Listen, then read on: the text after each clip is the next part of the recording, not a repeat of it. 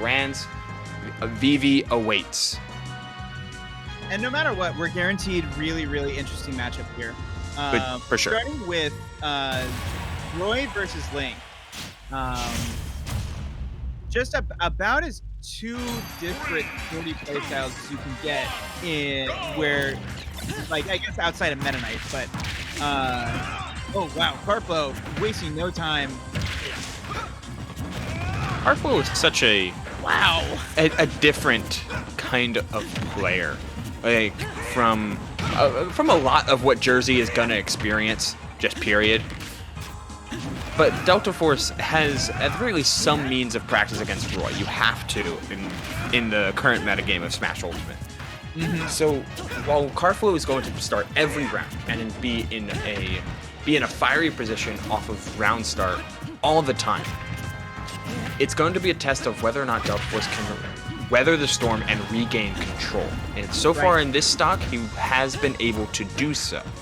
That puts the ball back in Karflo's court.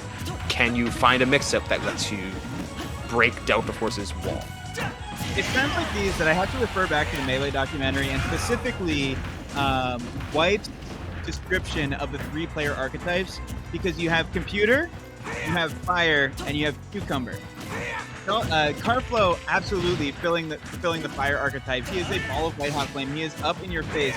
Deltaforce needs to be cool as a cucumber here to like you said, weather this storm and let the waves just wash over him and not let it distract from what he's trying to do and the setup that he's trying to take place with the bomb on the ledge, getting the kill.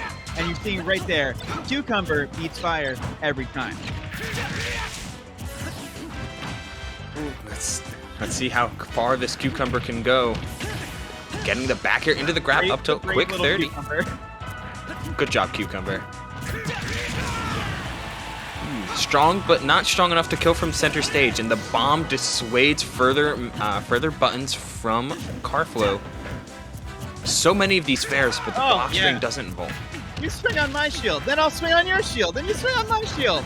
Ooh, got him. The X factor being shield health. If that down tilt reached, it would have poked through Karflo's block.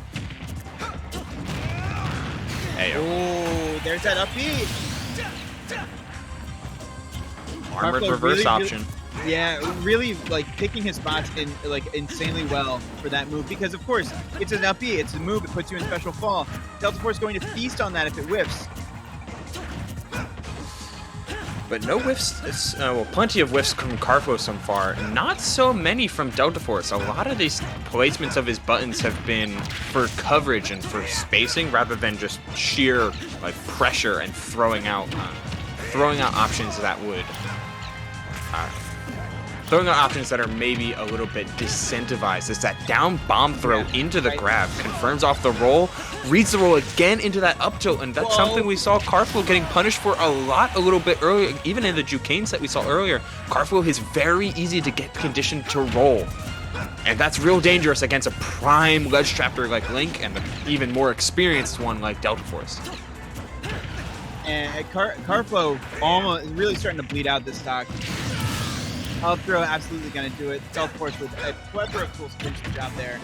And now, the one thing that Deltaforce was really best able to do on that second stock was just rack up damage, rack up damage, rack up damage, rack up damage. And now he's just going straight back to that. You don't need forward smashes yet. You just need, get him.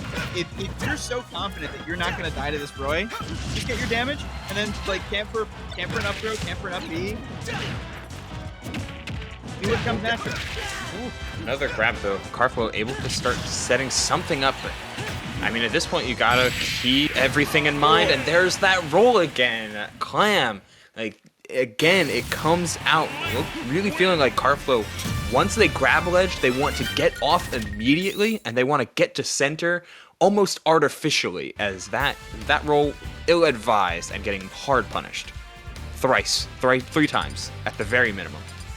And not the stereotype, but it's very much a Roy. I feel like it's very much a Roy player thing to want to get back into the action, and I respect that. I do. Like some of those, the fast fall up air to get out of the pressure, super greedy options. I love it. Fair enough.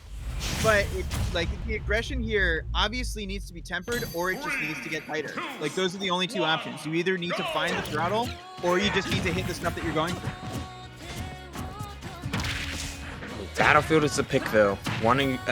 Understandable to want to give yourself more platforms to work with, more platforms to get juggles on. But, ooh, Deltaforce is starting off strong, attacking from the ledge with Boomerang. Yet here is those up airs, missing the top platform, but the juggles don't stop. Oh, yes. And now getting Deltaforce off stage. Bombless. Yeah. Oh, whoa! What a clever edge guard there. Oh, but misses the counter. Oh, I love that from Deltaforce, though. Trying to, getting greedy of his own, looking for the drop zone there. A great recovery from Karflo to avoid that, though. Yeah. Ooh. I love the idea from the counter, though. And after doing almost everything right, Deltaforce still able to, once again, weather the storm, find the hit that he needs.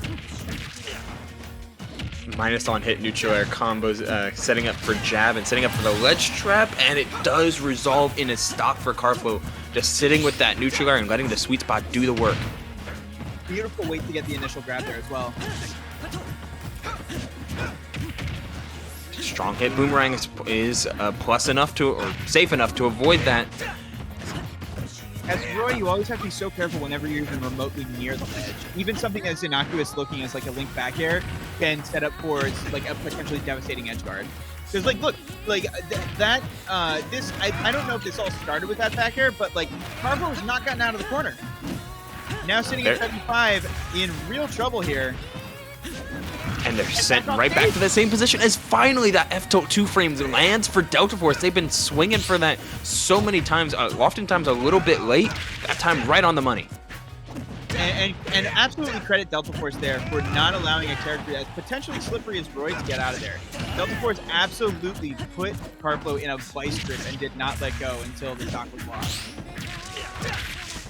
Looking for jump fair, though. If there's anything that Deltaforce has been a little bit too eager on, it's they've been jumping quite a bit. And that's pretty scary to do against Roy and pretty scary to continuously do throughout the bracket. But they are continuously rewarded for it because Karflo has been doing the same thing. These two have been jumping at each other so much, looking for spacing fairs, looking for big kill moves. Like that double-edged dance, it doesn't take the stock quite yet, though. That's just okay. You're very, very happy to find that back air because the side B earlier is like, okay, I can bring this to a last stock. No! And wow, now Karflo is just getting right back into the action. Triple fair. The jump wasn't used, but another counter whiffs. I've never seen that happen twice. Yeah, I think they're just going a little bit too late for it as Deltaforce throwing the bomb and throwing out one aerial, right? So they'll throw out the single aerial in order to keep tempo and to apply pressure to Karflo. They'll pick an option and the double jump fair covers said aggressive option from Karflo. Sometimes when you're picking when you are so aggressive and your defensive options double as your offensive ones, you can just get stuffed out pretty reliably. And Deltaforce showing that off because while Link can't throw out as many aerials as Roy does, his sword is slightly bigger. And you gotta give it up for Karflo there because for sure the making so many correct decisions in that game 3 or in game 2. And sometimes Smash Ultimate is just a cruel mistress. Sometimes that's really all you can say.